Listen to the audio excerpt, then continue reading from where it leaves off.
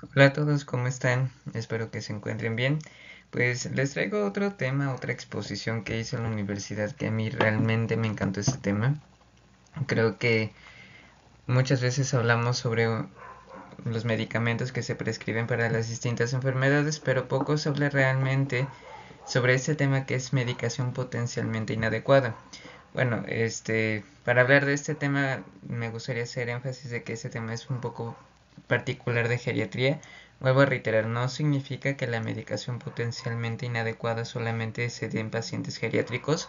Obviamente lo podemos aplicar en, en todos los pacientes, solamente que ahorita que les vaya explicando el tema vamos a ver unos criterios que nos ayudan a precisamente detectar algunos patrones de medicación potencialmente inadecuada, pero esos criterios están validados para pacientes geriátricos, no están validados para otro tipo de pacientes. Entonces, pues bueno, conforme avancemos en el tema va a hacer sentido esto que les estoy diciendo. Primero, antes de hablar de lleno la medicación potencialmente inadecuada, pues vamos a hablar de algunas alteraciones o más bien los cambios fisiológicos que se dan en el envejecimiento y que están relacionados precisamente con el desempeño de los fármacos.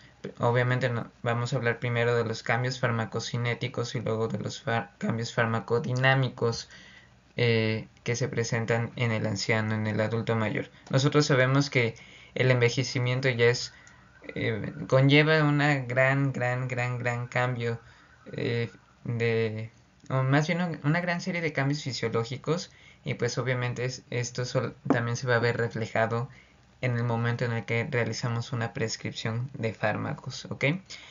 Para los que no lo sepan, aún cuando nos referimos a farmacocinética nos referimos a todos aquellos cambios o procesos que afectan al medicamento, es decir, qué es lo que el cuerpo le hace al medicamento. ¿Ok? Entonces tenemos cuatro procesos importantes en la farmacocinética. Cuatro: absorción, distribución, metabolismo y eliminación. Entonces, en este sentido, me gustaría explorar cuáles son los cambios que observamos en estos cuatro procesos, ¿ok? Primero vamos con la absorción, es decir, cómo el fármaco pasa de donde está siendo administrado y pasa al torrente sanguíneo, ¿ok? Entonces, las modificaciones en la absorción de un medicamento tienen que ver directamente con la vía de administración que estamos indicando. Regularmente los fármacos administrados por vía oral son los que van a experimentar eh, mayores alteraciones en la absorción, y los principales factores que provocan esto, uno de ellos, aclorhidria, es decir, ya no hay secreción de ácido clorhídrico en el adulto mayor. Por lo tanto, pues recordemos que para que un fármaco se pueda absorber tiene que estar en determinado pH o el pKa que algunos lo llaman.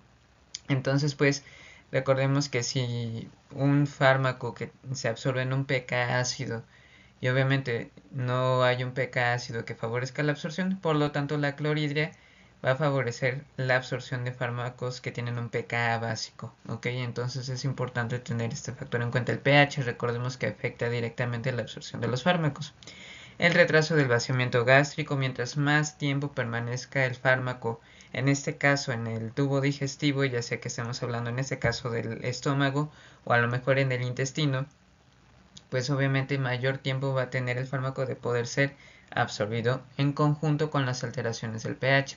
Tenemos disminución de la motilidad intestinal, por lo tanto el medicamento permanece más tiempo en el tubo digestivo, y alteraciones del transporte activo celular, es decir, no solamente son alteraciones macroscópicas, por decirlo de alguna forma, también tenemos alteraciones a nivel celular y tenemos disfunciones en el transporte celular, es decir, las proteínas de membrana encargadas del transporte activo también experimentan alteraciones y por lo tanto también afecta la absorción de medicamentos administrados por vía oral.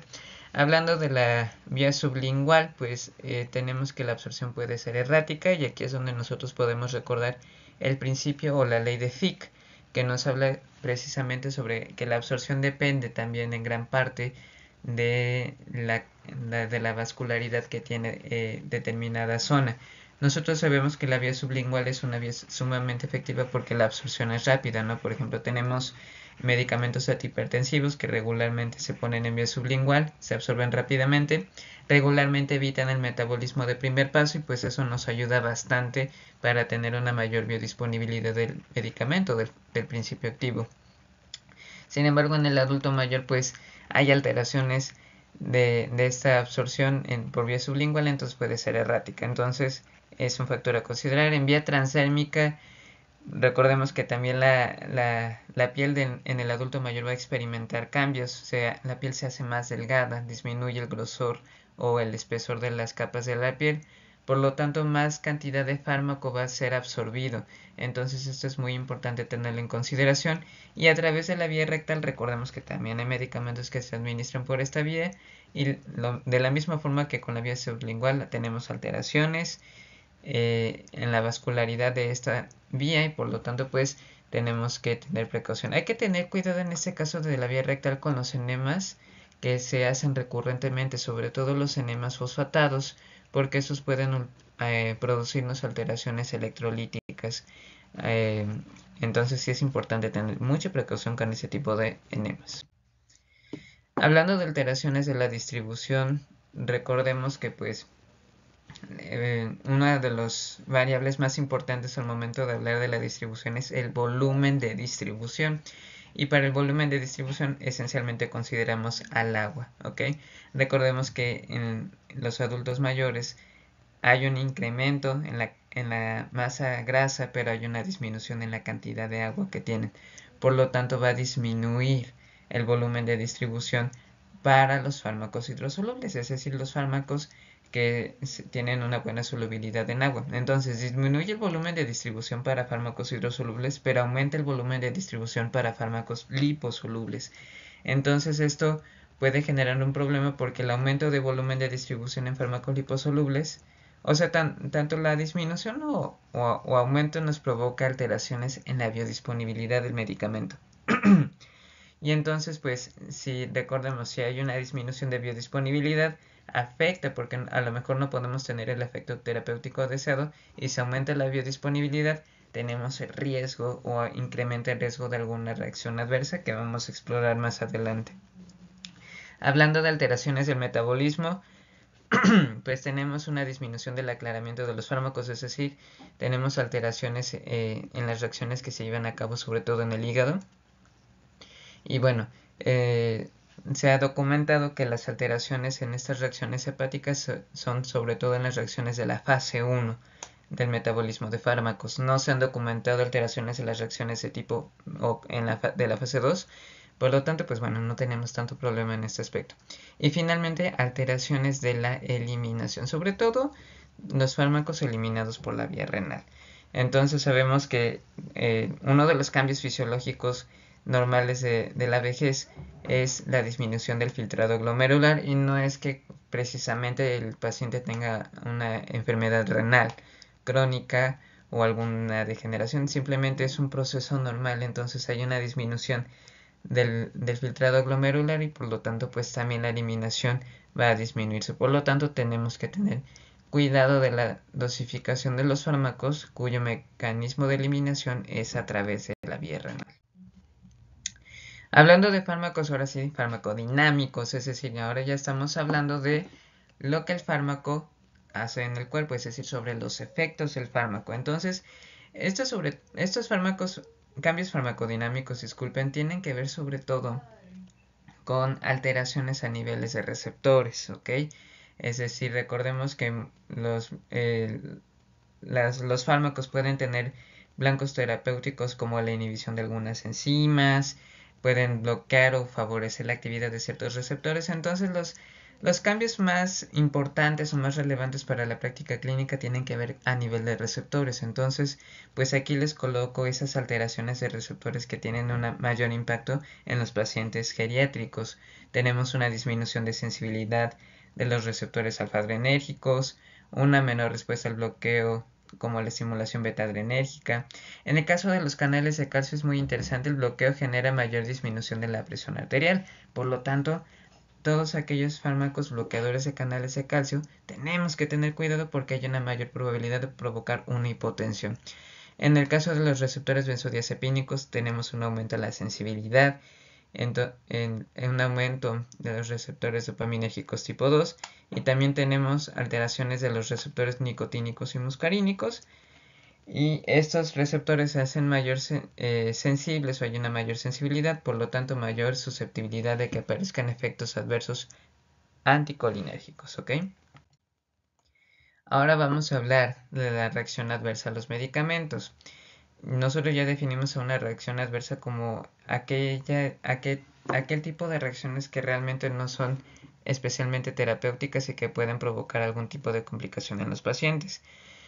Aproximadamente del 50% de los adultos mayores que tienen tratamiento farmacológico van a experimentar una reacción adversa a los medicamentos, ¿ok? Recordemos que cuando leemos los prospectos de los medicamentos, los manuales, pues regularmente las farmacéuticas enlistan las reacciones adversas que son frecuentes, poco frecuentes o muy raras que se presentan por la administración del fármaco.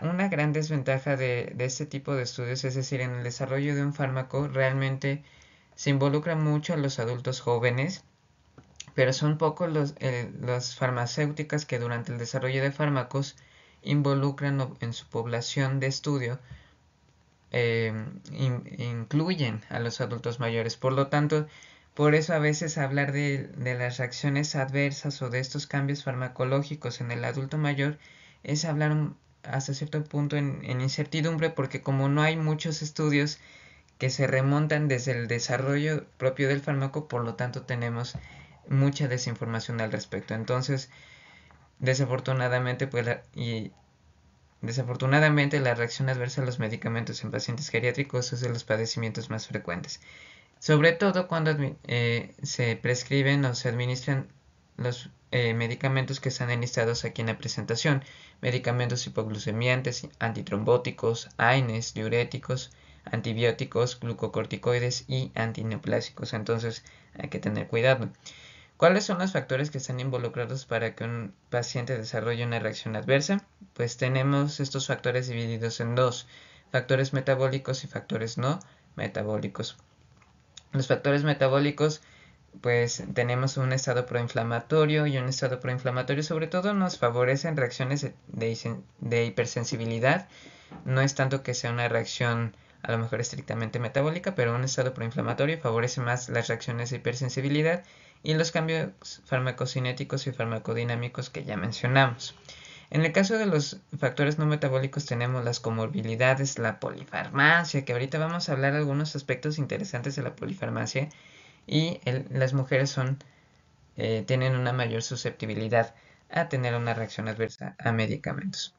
Hablando ahora sí puntualmente de factores de riesgo, tenemos los siguientes: una polifarmacia excesiva, carga anticolinérgica, complejidad terapéutica. Sobre todo esta complejidad terapéutica se asocia a lo mejor esquemas terapéuticos que muchas veces no están basados en la evidencia, es decir, muchas veces se indican medicamentos de forma innecesaria, y estos esquemas terapéuticos, a lo mejor este tipo de prescripciones no tienen razón de ser porque realmente no hay evidencia científica que pueda justificar este tipo de prescripciones.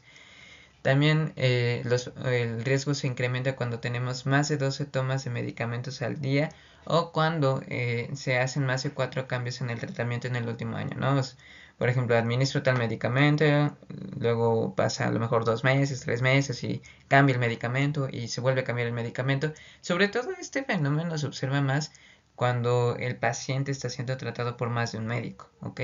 Cuando es tratado por el mismo médico no significa que un solo médico tratante eh, no pueda hacer una prescripción inadecuada, pero regularmente las prescripciones inadecuadas son más frecuentes cuando tenemos más de un médico tratante.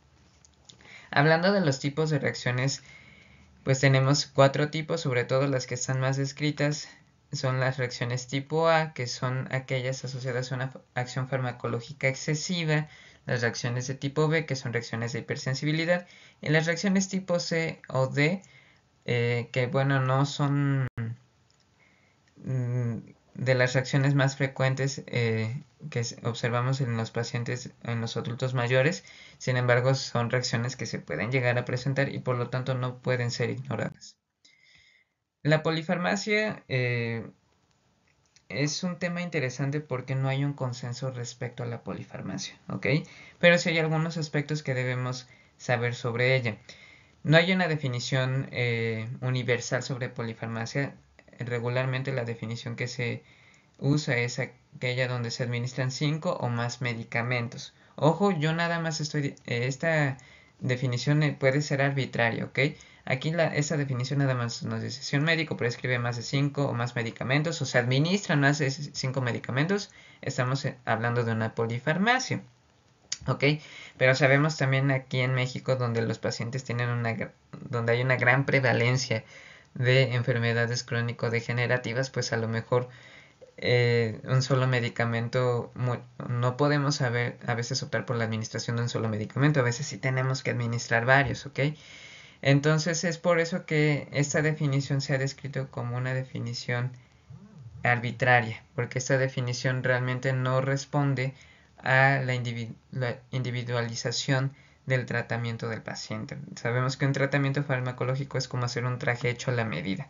Y entonces, por lo tanto, va a haber pacientes en los que definitivamente se tiene que administrar una gran cantidad y tipo de medicamentos. Bueno, no estamos hablando de que medicamentos a montones, pero a lo mejor sí se tienen que administrar 5 más fármacos, pero definitivamente hay casos en los que no es necesario dar tantos medicamentos, ¿ok?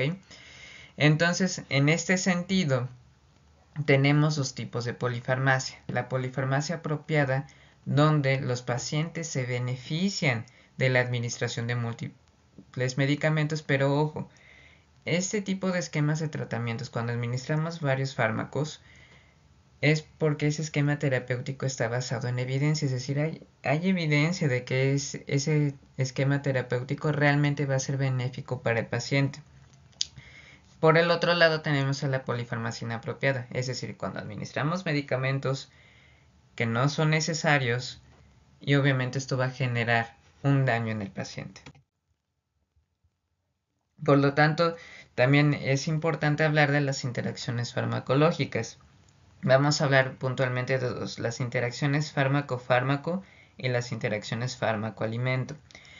Las interacciones fármaco-fármaco podemos clasificarlas en dos tipos, las farmacocinéticas, que son las más frecuentes, que es aquellas donde recordemos que ese tipo de interacciones se dan regularmente cuando tenemos fármacos que tienen el mismo mecanismo de metabolismo, o a lo mejor el mismo mecanismo de eliminación o el mismo blanco terapéutico, pero ya cuando estamos hablando del blanco terapéutico, ya estamos hablando de una interacción de tipo farmacodinámica, ¿ok?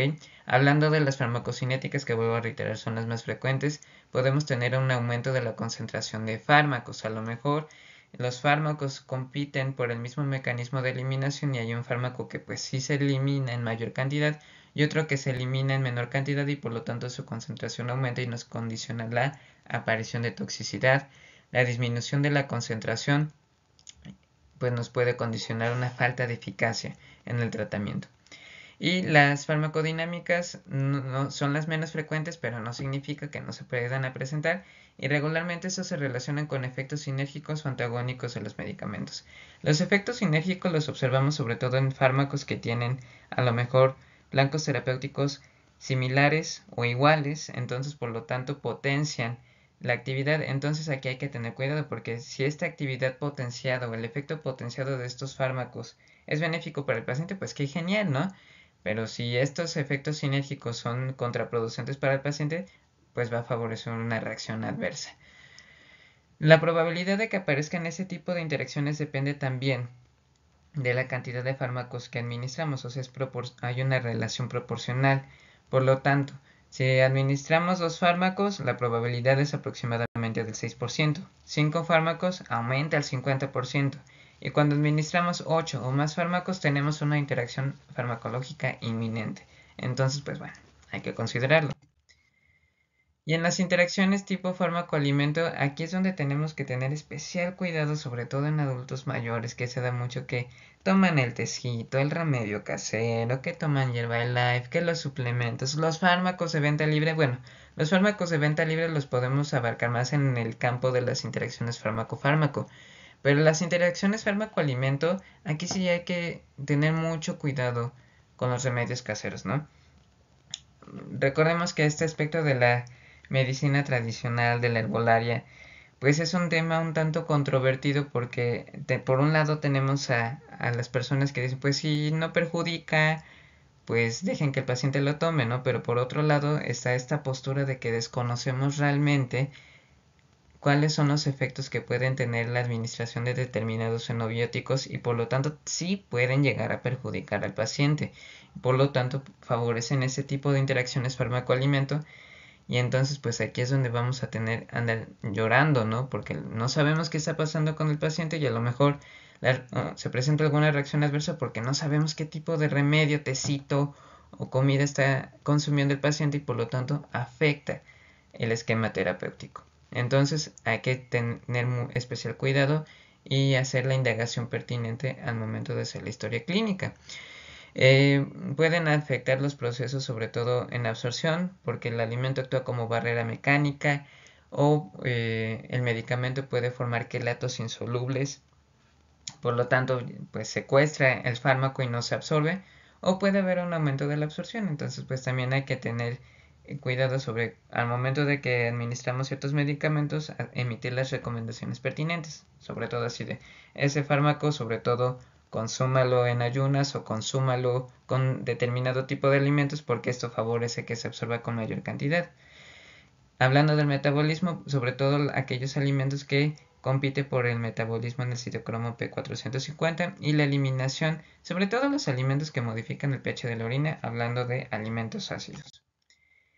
Y ahora sí, ya después que hablamos de todo este gran preámbulo, sobre todos los factores que tenemos que considerar al momento de hacer una prescripción en el adulto mayor, ahora sí vamos a hablar de prescripciones potencialmente inapropiadas. Las vamos a definir como el uso de un fármaco con un perfil beneficio-riesgo desfavorable para un paciente con uno de los siguientes motivos. Ahorita vamos a hablar de estos motivos. Vamos a hablar de este concepto que es el perfil riesgo-beneficio. Nosotros sabemos que a lo mejor cuando administramos un fármaco, y no solamente en adultos mayores, la administración de un fármaco puede involucrar muchos beneficios, que es obviamente lo que vamos a priorizar, pero también la administración de los fármacos a menudo involucra riesgos, involucra que el paciente pueda tener ciertas cosas. Estamos componiendo una cosa, pero vamos a descomponer otra. Entonces esto es algo que tenemos que considerar al momento de hacer una prescripción. Si vemos que el riesgo supera por mucho el beneficio, entonces no tiene sentido prescribir ese medicamento, ¿ok? Pero bueno, vamos a hablar de los motivos o de las características de una prescripción potencialmente inadecuada. Uno, hay una mejor opción terapéutica. No hace mucho estaba en una clase especial de endocrinología, en una conferencia, y por ejemplo hablaban sobre qué tipo de hipoglucemia antes eran más adecuados indicar en los pacientes, ¿no? Entonces, a lo mejor hay muchas personas que utilizan la climepirida, la glibenclamida, que son medicamentos hipoglucemiantes sumamente efectivos, pero que tienen un mayor riesgo de generar una hipoglucemia. Entonces, a lo mejor es mejor optar por un inhibidor de SGLT2, a lo mejor empagliflozina, dapagliflozina, que tienen mejores efectos terapéuticos, es decir, tienen mayores beneficios y el riesgo de hipoglucemia es sumamente bajo. Entonces, pues, si hay una mejor opción terapéutica, pues esa es una buena característica. Uno, no tiene indicación, es decir, no tenemos por qué administrar el medicamento, no hay sentido de administrarlo, o peor tantito, está contraindicado. A lo mejor el paciente tiene alguna enfermedad o está tomando otro medicamento que es explícitamente una contraindicación del fármaco y todavía se está prescribiendo. Entonces hay que tenerlo en consideración. Una posología administrada a la posología administrada más bien es diferente a la recomendada. Sabemos que las farmacéuticas en el momento del desarrollo de fármacos obviamente hacen el estudio clínico por fases y en una de esas fases Se estudia cuál es la dosis efectiva, se estudia el margen terapéutico, se estudia la dosis letal 50, dosis letal, dosis máxima, todos estos parámetros que nosotros como médicos debemos de conocer al momento de prescribir un fármaco. Por lo tanto, hay que tener cuidado de no caer en ese error de que, bueno, pues si le administro a lo mejor la mitad de la pastillita o más de la pastillita, pues no es del todo correcto, ¿no? Por algo las farmacéuticas, aunque bueno, algunas personas pueden tomarlo como motivo, ¿no? Es que en pacientes geriátricos pues tenemos alteraciones tanto a nivel farmacocinético y farmacodinámico que pueden justificar modificar la posología. Y sí, eso es completamente adecuado.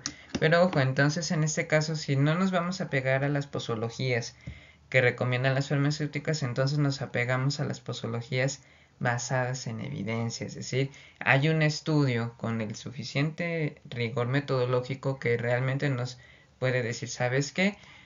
A lo mejor no lo vas a administrar en esta dosis, puedes administrar una menor dosis y se ha observado un buen efecto terapéutico, ¿no?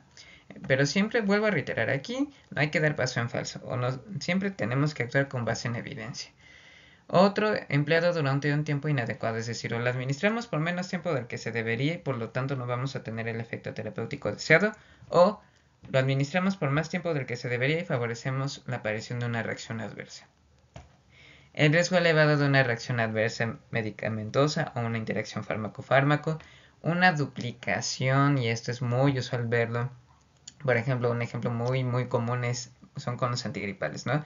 Tenemos un antigripal que a lo mejor tiene paracetamol, fenilefrina, clorfenamina, y ya, o sea, ya es un medicamento combinado, ¿no? Y luego le mandamos aparte paracetamol al paciente, pues no tiene sentido porque ya le estoy mandando en una tableta o en una presentación de un medicamento combinado que ya tiene el principio activo. La duplicación es muy frecuente, entonces hay que tener mucho cuidado en este aspecto. O cuando mandamos un medicamento innecesariamente caro, cuando tenemos opciones terapéuticas más económicas e igual de efectivas, ¿ok?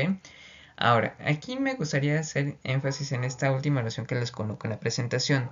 Dice, también es inadecuado que el paciente no reciba el fármaco cuando sí hay indicación de que reciba el fármaco, ¿ok?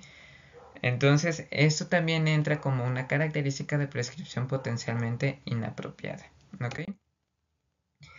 Para poder identificar ese tipo de prescripciones podemos utilizar bueno, hay 4 tipos de criterios, pero son dos los tipos de criterios más empleados.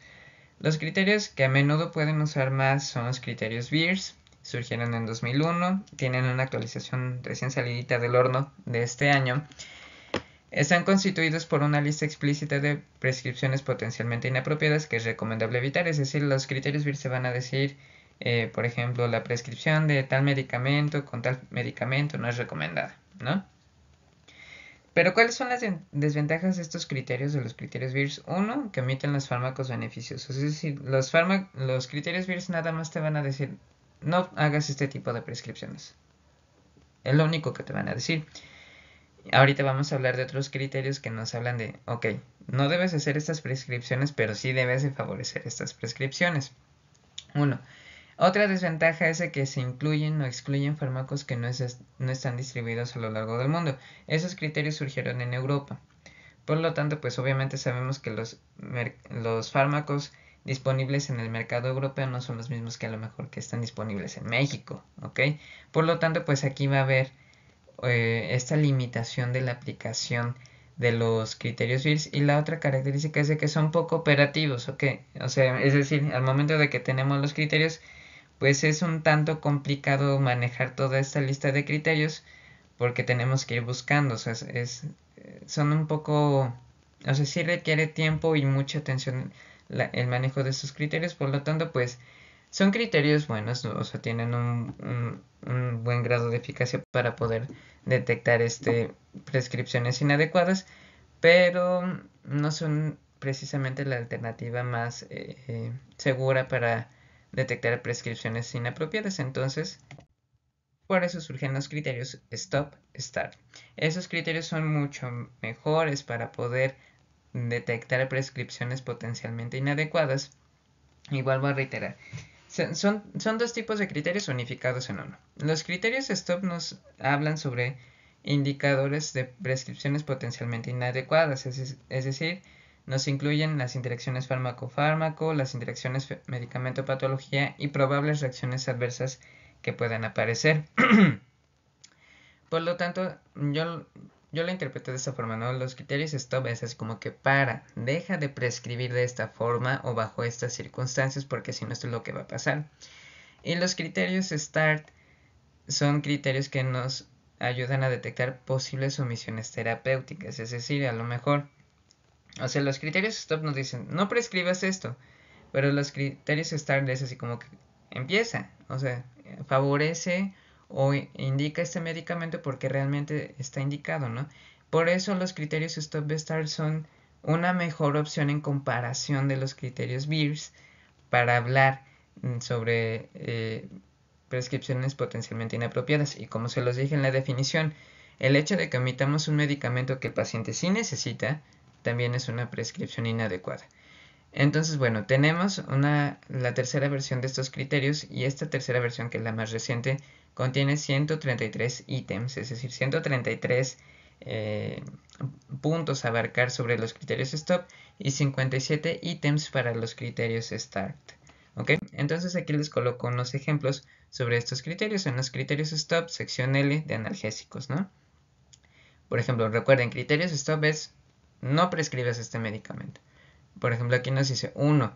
Uso de opiáceos potentes orales o transdérmicos como la morfina, la oxicodona, fentanilo, buprenorfina, metadona, tramadol como tratamiento de primera línea para dolor leve. Hasta cierto punto pues es algo obvio esto, ¿no?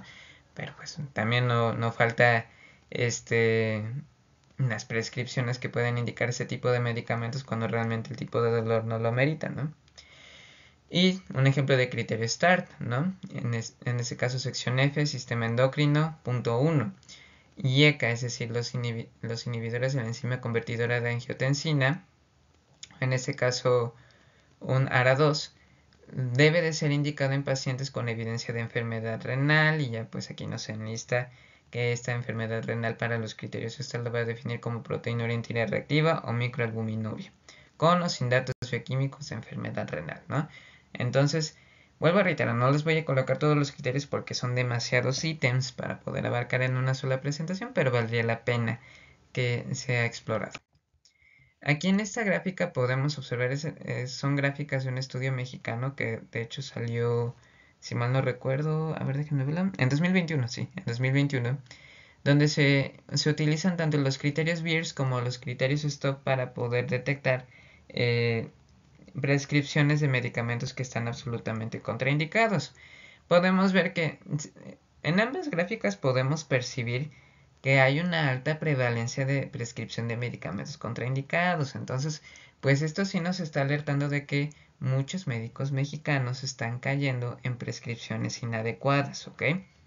No se trata de caer en carnicería médica, de que, ay, qué médicos tan inadecuados o no se trata de criticar, sino se trata de realmente detectar que hay un problema en las prescripciones en adultos mayores.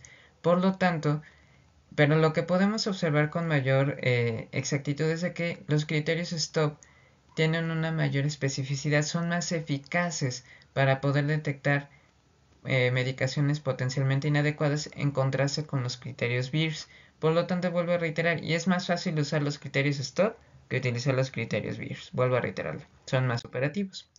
Y ahora sí, ya hablamos de las prescripciones potencialmente inadecuadas. ¿Ahora qué sigue? Entonces es aquí donde se propone la conciliación de la medicación, es decir, vamos a tratar de prevenir o en su defecto revertir el problema. ¿Cómo lo vamos a hacer? Pues incidiendo sobre aquellos factores que favorecen la prescripción potencialmente inadecuada. ¿Ok? Entonces, ¿cuáles son los factores? Uno que ya les había mencionado anteriormente es el abordaje multidisciplinario. Cuando tenemos a más de un médico que está tratando al paciente, pues hay una mayor probabilidad de que se presente una prescripción inadecuada. Entonces, ¿qué es lo que se recomienda? Obviamente, en ciertos pacientes, pues va a ser completamente ilógico que deje de este abordaje multidisciplinario se descontinúe, pues no es favorable. Entonces, en este caso, cuando hay más de un médico tratante, hay que favorecer la comunicación entre los médicos tratantes, ¿ok? o en su defecto que pues ambos tengan acceso completo al expediente del paciente para que puedan ver realmente cómo se están llevando a cabo las acciones terapéuticas y pues realmente no haya o se disminuye el riesgo de una prescripción inadecuada. Detección y abordaje de trastornos cognitivos. Sabemos que también el deterioro cognitivo es algo normal en la vejez, por lo tanto también esto puede dificultar que el adulto mayor por sí mismo pueda administrarse el medicamento de forma inadecuada. O a lo mejor se está automedicando con un medicamento que no necesita, ¿no? Educación de pacientes con rezago educativo. Son muchos los adultos mayores que no saben leer, que no saben escribir. Por lo tanto, a lo mejor crear a lo mejor un sistema, a lo mejor lo han visto a lo mejor en TikTok o en publicaciones de Facebook, ¿no? A manejar un código de colores para que los pacientes puedan saber qué medicamento tomarlo y en qué hora. Ese tipo de cosas pueden favorecer mucho para que el paciente tome su medicación de la forma adecuada. Vigilar el uso de fármacos de venta libre y productos herbolarios, por favor, importantísimo, ¿ok? Va a haber ciertas ocasiones donde pues este tipo de remedios, este tipo de fármacos, pues pueden favorecer al paciente, pero es mejor que el paciente primero consulte con el médico a que lo ande consumiendo a diestra y siniestra, y sobre todo los fármacos de venta libre, ¿no? Hay fármacos de venta libre que en la mayoría de la población pues no generan un mayor riesgo, pero en adultos mayores ya vimos todos los factores que pueden condicionarnos una reacción adversa, una interacción farmacológica. Entonces, pues no hay que asumir riesgos, hay que vigilar mucho estas variables. Y finalmente favorecer e incluso diseñar un plan de apoyo social para hacerse cargo del manejo farmacológico. Hay que averiguar si los adultos mayores cuentan con familiares que realmente lo apoyen, si realmente el apoyo de los familiares es adecuado, ¿no? Porque si obviamente si el paciente no tiene apoyo, aunque estemos haciendo una prescripción adecuada, si no tiene el apoyo para hacerlo porque el paciente no puede valerse de sí mismo, pues aquí vamos a tener un problema porque no vamos a tener el efecto terapéutico que buscamos en el paciente. Y bueno, con eso estaríamos finalizando la presentación. Vuelvo a reiterar, si ustedes detectan algún error o alguna observación, por favor pónganlo aquí en los comentarios, con mucho gusto lo voy a leer. Pero espero que esta presentación, que se me hizo muy interesante, pues logren llevarla a su futura práctica médica, o al menos para que tengamos en consideración todos estos factores que son importantísimos, ¿ok? Entonces, les agradezco mucho su atención y espero que tengan un excelente día.